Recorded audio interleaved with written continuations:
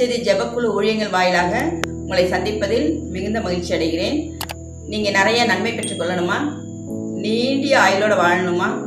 வேதம் சொல்லுகிறது, எபேசியர் 6:2-3 நீங்கள் நன்மை பெற்றுக்கொள்வதற்கும் நீண்ட நாள் வாழ்வதற்கும் உன் தாயும் தகப்பனையும் கனம் பண்ணுவாயாக.